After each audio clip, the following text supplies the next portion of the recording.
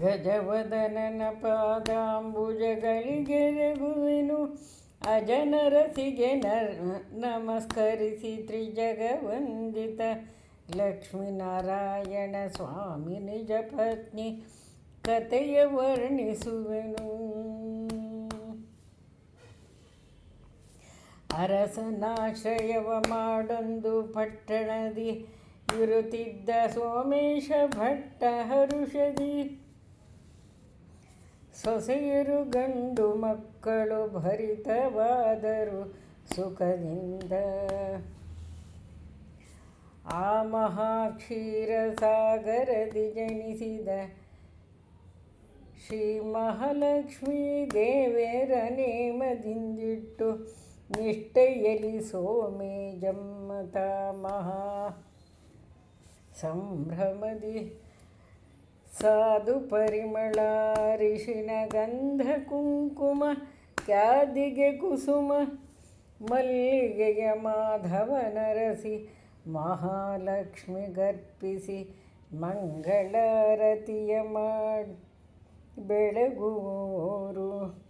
ಎಣ್ಣೋರಿಗೆ ತುಪ್ಪ ಸಣ್ಣ ಶಾವಿಗೆ ಪರಮಾನ್ನ ಶಾಲ್ಯಾನ ಸೂಪುಗಳು ಚೆನ್ನವಾಗಿದ್ದ ತಾಂಬೂಲವನ್ನರ್ಪಿಸಿ ಅದನ್ನುಂಡರು ಅತಿ ಹರುಷದಲ್ಲಿ. ಸುಂದರ ಗೌರಿ ಶುಕ್ರವಾರ ಪೂಜೆ ಸಾನಂದದಿ ಶನಿವಾರದಲ್ಲಿ ಕುಂದ ಮಂದಾರ ಮಲ್ಲಿಗೆ ಗಂಧ ಕುಂಕುಮ ಚಂದುಳ್ಳಾರತಿಯ ನೆತ್ತಿದರು. ಹಿಟ್ಟಿನ ಕಡುಬು ಹಿಂಡಿಯ ಪಲ್ಯವನ್ನು ಮಾಡಿ ಅಚ್ಚೆಳ್ಳು ಗಾಣದೆಣ್ಣೆಯನ್ನು ನುಚ್ಚು ಮಜ್ಜಿಗೆ ಹುಳಿಯ ಕಟ್ಟಂಬಲಿ ಇಟ್ಟರು ನೈವೇದ್ಯಗಳನ್ನು. ಭೋಜನಕ್ಕೆನುತಾ ಕುಳ್ಳಿರುವ ಕಾಲದಿ ಬಂದು ರಾಜನ ಸತಿಯು ನೋಡುತ್ತಲೀ ಸೋಜಿಗವೇ ನಿಮ್ಮ ಗೌರಿಯ ಸಂಪತ್ತು ಈ ಜಗದೊಳಗೆ